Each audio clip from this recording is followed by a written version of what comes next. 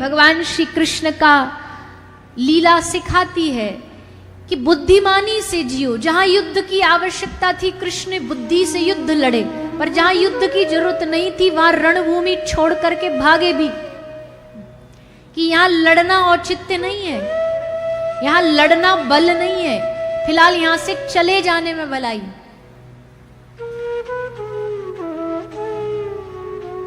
कंस का वध उन्होंने भरी सभा में सबके सामने किया, तो वहां जब जरासंध की बारी आई तो अहंकारवश युद्ध ही करना है नहीं, वो स्थान छोड़ करके मथुरा छोड़ के द्वारिका चले गए। बुद्धि से निर्णय लिया, समझदारी से निर्णय लिया। और भगवान श्री कृष्ण के जीवन में इतना बड़ा विरोधाभास क्या हो सकता है? जिसने दुनिया को प्रकाश दिया वो खुद इस संसार में जन्म लिया तो अंधेरे में, अंधकार में। सबको प्रकाश देने आया है, सृष्टि को प्रकाश देने आया है, वो स्वयं उसको अंधकार में जन्म लेना पड़ा। उस समय की मांग थी, उस समय की आवश्यकता थी। जिसने गीता का ज्ञान युगों युगों तक दे करके मानवता को एक दिशा दी, उसने अपनी पहली लीला ही अंधकार में की, चोरी छुपे की। भैया कंस मामा को पता नहीं चल जाए, नहीं तो गजब हो जाएगा। आज ही सबरी कृष्ण लीला यहीं खत्म कर देगा। इसलिए अपने पिता को कहा हमें चुपचाप टोकरा में बिठाओ, अभी युद्ध दिखाने का, बल दिखाने का टाइम नहीं, फिलहाल तो दुबक के जाने का समय। तो टोकरे में बिठा करके श्री वसुदेव जी मैया यशोदा के पास ले आए। यशोदा मैया के संग में लाली सो रही, देखी मैया तो गहरी नींद में है, याकू तो पतो ही नहीं लाला भयो के लाली भई है। ठाकुर जी ने ऐसा जादू फेरा सब पे कि हेरी लखियाज को भाव सखी मोमन के जग छोरा भयो है, रात को छोरी भई सजनी पर भोर ही छोरी ते छोरा भयो है। ऐसी लीला कर दी ठाकुर जी ने। तो लाली को अपने संग लेके ठाकुर जी को वहां लेटा के वसुदेव जी आए कंस के पास। कंस को द्वारपाल आए भगे भगे, महाराज 8वां पुत्र आ गया, 8वां बालक आ गया, आपका भांजा आ गया। कंस बोला भांजा नहीं, हमारा काल आया है, इसको अभी मारते हैं। जा करके देखा ये तो पुत्री है, बेटी है। देवकी मैया ने हाथ जोड़े, भैया ये तो बालिका, इसे मार के क्या करोगे, छोड़ दो इसे। कंस बोला ना ना ना, नारद जी ने मुझे अच्छे से समझा दिया है, ये कुछ नहीं पता देवताओं का खेल क्या है, 8वां 7वां 6वां, और क्या पता नारायणी खुद लाली बन के आ जाए। ये एक बार आया भी तो था मोहिनी बन करके, इसका कोई भरोसा नहीं है, इसलिए हम रिस्क नहीं ले सकते। आज तो ये छोटी सी लाली लग रही है, बड़ी होकर के यही दुर्गा बन के त्रिशूल लेके हमारी छाती पे बैठ के हमें मार दे तो हम तो इसे मारेंगे। नहीं माना, ले करके बालिका को छीना देवकी मैया से, पृथ्वी पे फेंक रहा था कि साक्षात योग माया दुर्गा रूप में प्रकट हो गई, अष्टभुजा देवी के रूप में प्रकट हो गई। कंस को चेतावनी दी, मुझे मारेगा तू मूर्ख, तुझे ये नहीं पता तेरा काल तो ऑलरेडी जहां उससे पहुंचना था जा चुका है, तेरा मारने वाला कहीं और जन्म ले चुका है और तुझे मार के छोड़ेगा।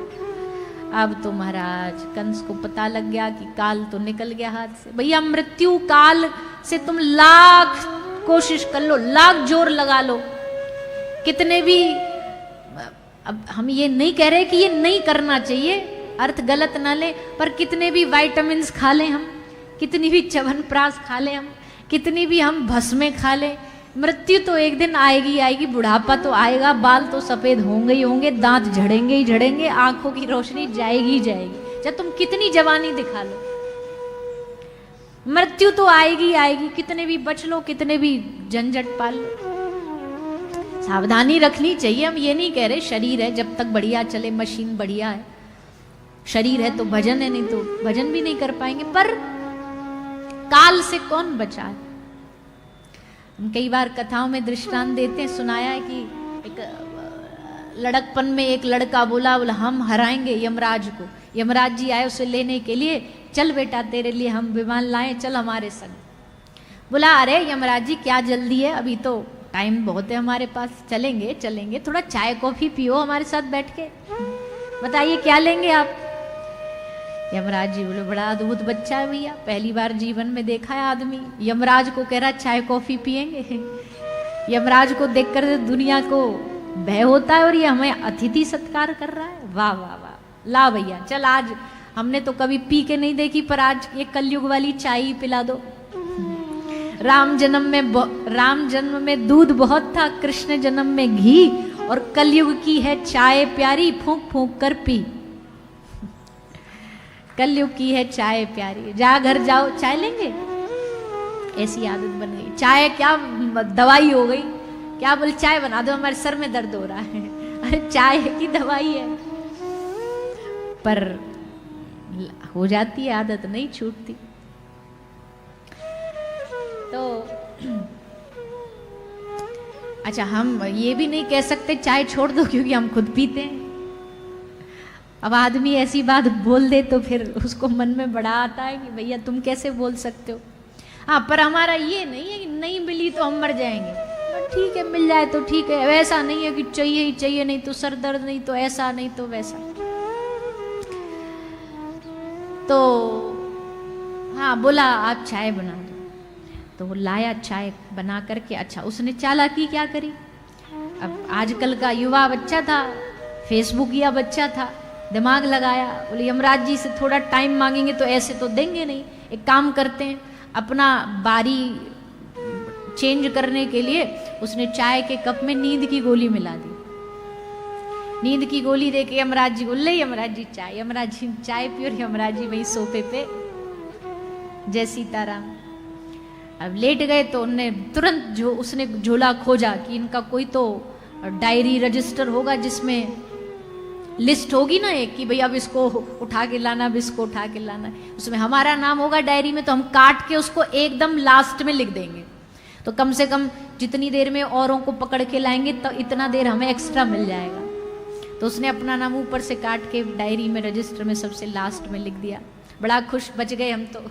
थोड़ी देर बाद यमराज जी नींद से अंगड़ाई लेके उठे, आ हा, क्या चाय बनाई, हमने कभी जीवन में ऐसा कुछ खाया पिया ही नहीं, क्या बढ़िया नींद आई, गजब की नींद आई, ऐसी सेवा हमारी आज तक किसी ने नहीं की, तू पहला आदमी मिला, हम तुझ पर खुश हो गए, जा तू भी क्या याद रखेगा, आज हम अपनी बारी आगे से नहीं, आज हम अपनी बारी पीछे से चालू करेंगे, जा तुझे छोड़ा,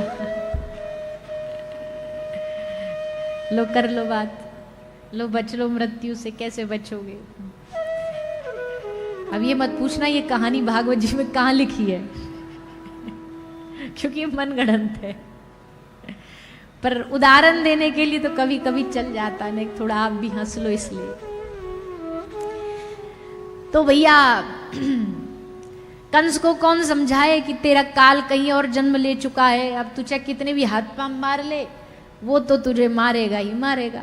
कंस ने कहा हम भी पीछे नहीं हटेंगे, हम पूरी सेना लगा देंगे मारने के लिए उस बच्चे को। सबसे पहले कंसेन प्रहिता घोरा पूतना बाल घातनी, देवी पूतना को भेजा गया, जाओ ब्रज के सब बच्चों को मारो। पूतना देवी जा करके सबको एक एक करके मार रही है, जितने बालक मिलते हैं सबको मारती गई।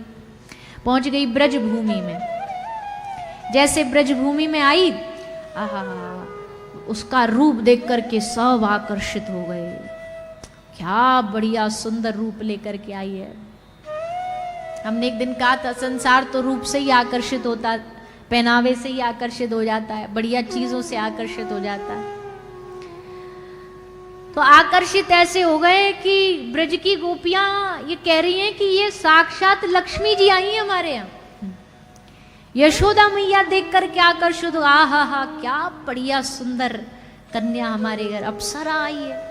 यशोदा मैया तो इतना लंबा तक सोचने लग गई कि ने थोड़ी और लेट आती और मेरा छोरा बड़ो है जातो तो यही तो ब्याह करवा देती। ठाकुर जी बोले रुक जा मैया, नेक थम जा, भी 2 मिनट रुक तो तेरी बहू को असली रूप दिखाऊं, जब पता लगेगी तेरी बहू कैसी है। अभी तो बड़ी बाहर से प्लास्टर कराई है, मतलब भीतर से तो राक्षसी है ना, बाहर से अप्सरा बनाई है। ठाकुर जी कह रहे बाहर से प्लास्टर कराई है, अभी आपको असली रूप दिखाऊंगा, जब दांत निकले दिखेंगे ना तो मैया बहू देख के भगेगी तू। यशोदा मैया क्या सुंदर रूप है, आओ आओ बहन बैठो बैठो, मैया बधाई हो। अरे मैया कछु बढ़िया बधाई में हमको कुछ खवा पिवा दे। हाँ हाँ सखी लेके आऊं। मैया बधाई में कछु खवाने पिवाने लेके गई। पल्ला में झूल रहे ठाकुर जी को उठायो गोदी में, और गोद में लेकर के पूतना ठाकुर जी को विषपान कराने लग गई। कितने दिन के लाला आज? 6 दिन के। छठी पूजी जा रही है। अब बताओ, 6 दिन को बालक पल्ला में दूध पीवे, माखन खावे, झुंझुनाते खेले, टॉफी चॉकलेट वाकू लेके आवे घर वाले। ठाकुर जी को आते ही आते स्वागत है रहे हो जहर से, विष से। संसार में आयो तो भैया जहर तो ठाकुर जी को भी पीना पड़ेगा। पूतना विष पान करा रही है, ठाकुर जी नेत्र बंद करके विष पान करने लगे। आंख मीच ली एकदम, जैसे कोई बच्चा घुट्टी नहीं पीता, आंख बंद करके, नाक बंद करके, बोले एक ही बार में पी जाओ दवाई। ठाकुर जी आंख नेत्र बंद करके उसका पान करते हैं। पान करने के साथ साथ भगवान पूतना के प्राणों को सोखते हैं। पूतना राक्षसी अपनी वास्तविक स्वरूप में आ गई, लाला को उड़ा करके ले जाने लगी। उड़ा करके ले जा रही है, उड़ा करके ले जा रही। ठाकुर जी अब सबका ध्यान, अच्छा थोड़ी देर पहले सबका ध्यान कृष्ण से हटके पूतना पे शिफ्ट हो गया था। क्या बढ़िया स्वरूप है, कौन है, कहां से आई है, ब्रज में हल्ला मच गया। अब ठाकुर जी को यही बात पसंद नहीं है। ठाकुर जी कहते हैं जहां हम विराजे और तुम हमें छोड़ के दूसरे को देखो तो हमको फिर बड़ा बड़ा इग्नोर्ड फील होता है। आप वृंदावन जा रहे हो, बिहारी जी के मंदिर, राधा रमन जी के मंदिर, ध्यान रखना आपका ध्यान केवल ठाकुर जी पे होना चाहिए। पुजारी जी क्या कर रहे हैं, वीआईपी कौन है, नॉन वीआईपी कौन है, इस पे बड़ी बहस होती है। उनको ये कर दिया, उनको वैसा कर दिया, उस मंदिर में तो ये भेदभाव है। हम मना नहीं कर रहे, पर तुमको क्या लेना देना, तुम्हारा केंद्र वहां सामने बैठा है, तुम तो उसके लिए जाओ। तुम्हारा ध्यान उससे हटना ही नहीं चाहिए। वो बदतमीजी कर रहा था, वो ऐसा कर रहा था, ये दिख रहा है, इसका मतलब अभी वो नहीं दिख रहा है। जब वो दिखेगा ना,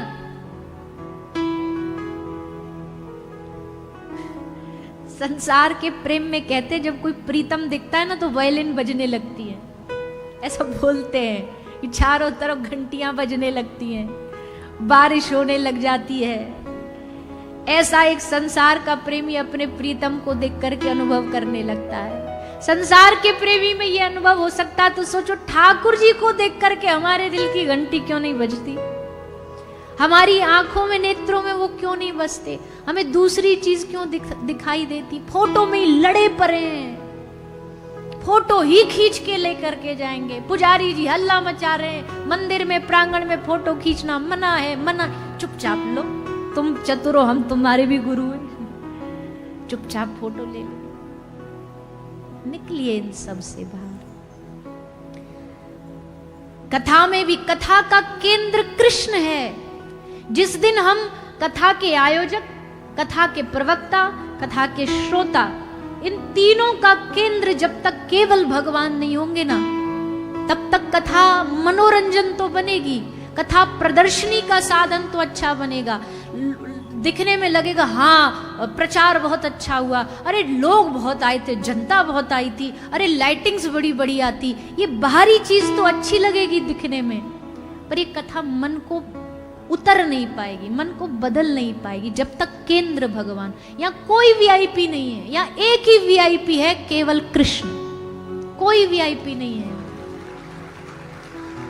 व्यवस्थाओं के लिए फिर भी बना दिया जाता, भाई ये बैठ जाएंगे, ये यहाँ बैठ जाएंगे, वो वहां बैठ जाएंगे, पर इस कथा का केंद्र भगवान है। अच्छा, अब कई बार क्या होता है, हम बाकी चीजों में तो ध्यान दे लेते हैं, भोजन कैसा होगा, लाइटिंग्स कैसी होगी, यहाँ तो खूब बढ़िया है, पर कई जगह ऐसा होता है सब चीजें चमकदार होंगी, पर जो भागवत जी पे फूल माला चढ़ानी होगी ना, वो 5 रुपया वाली होगी। जो इस कथा का केंद्र है उस पर हमारा ध्यान नहीं है,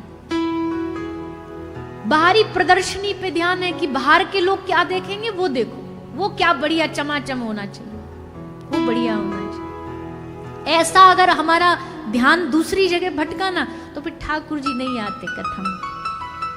ठाकुर जी कहते तुम्हारे इस कथा का केंद्र मैं होना चाहिए, वक्ता कथा का केंद्र नहीं है। इस बात को भी समझिए आप लोग, कथा वक्ता इसलिए नहीं सुना रहा कि आप भाव में बोल देते वो अलग बात है, भाव में बहते बहते बोल देते अरे हम तो आपके फैन हैं। इस हाड़ मांस के शरीर का फैन बन के आप करोगे क्या, पाओगे क्या?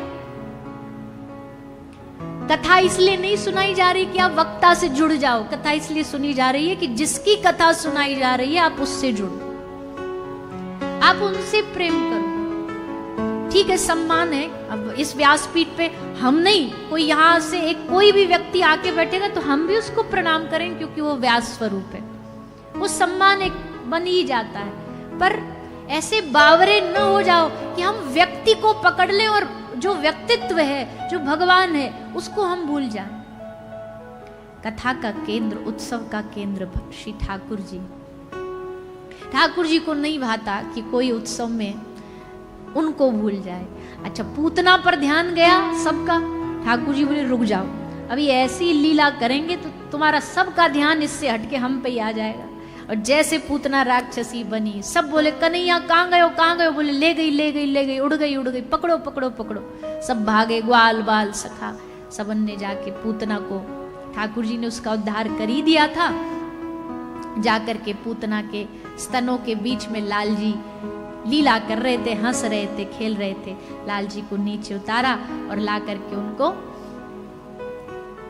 मैया कह रही है मेरे छोरा पे काई की नजर लग गई है, मेरे छोरा को कछु काई की बुरी दृष्टि पड़ गई है, जो आते ही आते देखो राक्षसी आ गई मारने, नजर उतारो या कि गौशाला ले जाके गाय की पूंछ से गौमूत्र से स्नान करा के, झाड़ा लगा के, भगवान विष्णु सहस्त्र नाम का जाप करके ठाकुर जी की सब नजर उतारी। फिर अगली लीला क्या घटी? अगली लीला में भी ठाकुर जी ने करवट बदली, मैया ने उत्सव रख दिया। उत्सव में सब लोग आए, भोजन की व्यवस्था में मैया लग गई। ठाकुर जी को सोचो कि लाला थक गए होगो, तो लाला को आंगन में एक पलना में एक छकड़ा के नीचे सुला के मैया काम में लग गई। फिर ठाकुर जी नाराज हो गए, फिर हमसे ध्यान हटा दिया, फिर लग गई उत्सव में। अब देखो फिर हम ध्यान खींचेंगे। कैसे खींचा? छकड़े को पांव से उड़ाया, छकड़ा उड़ता उड़ता जमीन पे आके गिरा। सब चिल्लाए रे लाला दब गयो, लाला दब गयो। सब भगे भगे आए, लाला को निकाले। सबको ध्यान ठाकुर जी पे आए। ठाकुर जी बोले हाँ अब ठीक है। कन्हैया का स्वभाव है, और ये स्वभाव तब नहीं आज भी है। जब ठाकुर जी देखते ना किसी संसार की चीज में ज्यादा फंस गया है, ज्यादा लग गया है, इसका ध्यान वही है, उसी से प्यार है, उसी से इसका लेना देना, तो क्या करेंगे ठाकुर जी? छीन लेंगे। उसके स्नेह को दूर करने के लिए हर कोशिश करेंगे कि इसका ध्यान उससे हटके मुझ पे आके लगे। हम कहते भैया देवी का भजन करने वाले, किसी देवता का भजन करने वाले लोग, उनका भजन बड़ा सरल है। कैसे? देवी से मांगा नवरात्र में, मैया माँ मुराद पूरी कर दे, हलवा बांटूंगी। माँ ने कर दी मुराद पूरी। किसी दूसरे देवता से, गणपति जी से कहा हे गजानन हमारी इच्छा पूरी कर दो, कर देंगे। पर ये जो पीछे बैठा है ना, पैर मोड़ करके, टेढ़ी टांग करके, जब आप इससे जाके ये कहोगे ना कि हे राधा रमन जी हमारी ये इच्छा पूरी कर दो, ये पक्का जानबूझ करके उसका उल्टा करेगा। ये जानबूझ करके उल्टा करेगा। जब तुम कहोगे कि ये दे दो, तो तुम्हारे पास जो होगा उस हुए हुआए को भी छीन करके ले जाएगा।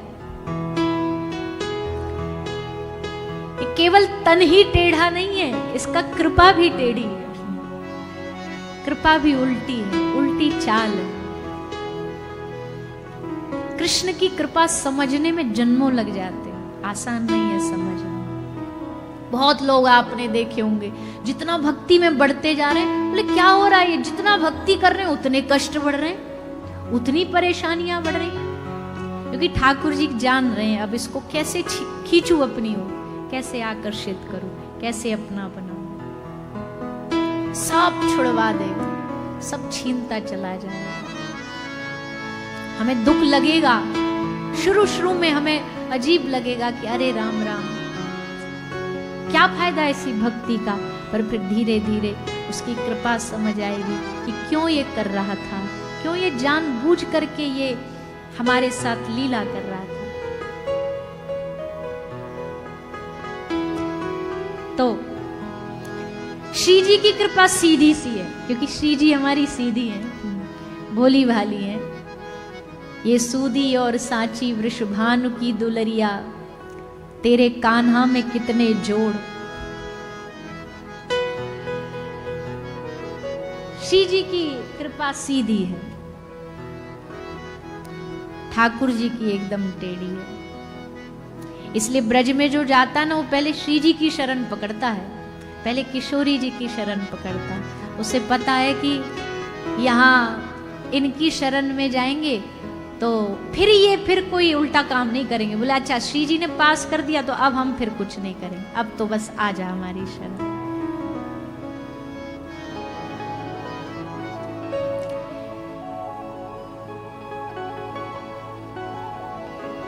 चलो श्री जी का एक भाव गाएं 2 मिनट के लिए, सब लोग गाइए साथ में।